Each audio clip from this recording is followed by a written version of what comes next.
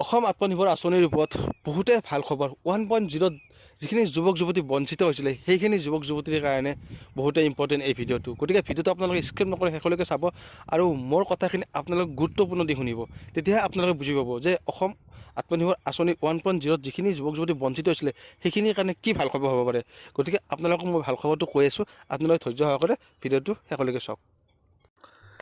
অসম আত্মনিৰ্ভৰ আঁচনিৰ ওপৰত বহুতে ডাঙৰ এটা আপডেট আহিছে এই আপডেটটো হৈছে 1.0 যিখিনি যুৱক যুৱতী এই আঁচনিৰ পৰা বঞ্চিত হৈছিলে ৭৫,০০০ যুৱক যুৱতী বঞ্চিত হৈছিলে সেই আঁচনিটোৰ পৰা এতিয়া 2.0 সেইখিনি যুৱক যুৱতী এপ্লাই কৰিছে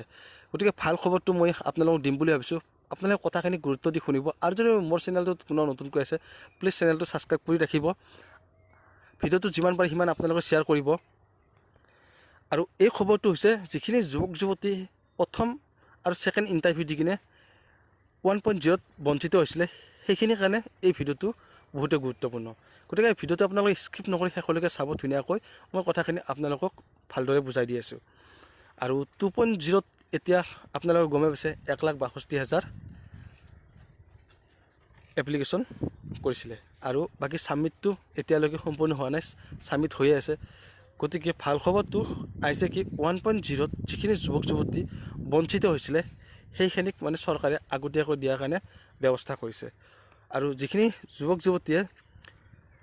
প্ৰথমটো মামাই 1 লাখ দিয়াৰ কথা আছিলে কিন্তু 1 লাখ নিদি 25,000 দিলে 25,000 দিয়াৰ লগে লগে 75,000 যুৱক যুৱতী বঞ্চিত হৈছিলে সেই 75,000 যুৱক যুৱতীৰ কাৰণে হয়তো 2.0 সেইখিনি যুৱক যুৱতীক আগতীয়াকৈ চিলেকশ্যন কৰিব ভাল খবৰটো সেইকাৰণে বোলো আপোনালোকক মই দি দিওঁ গতিকে সকলোৰে কাৰণে ইম্পৰ্টেণ্ট হয়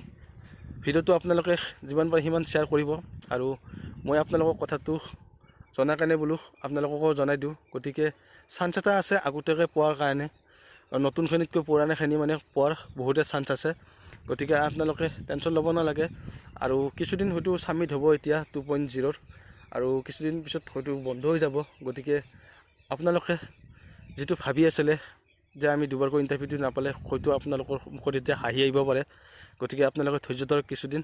তাৰপিছত আপোনালোকে নিশ্চয় ভাল ফলটো পাব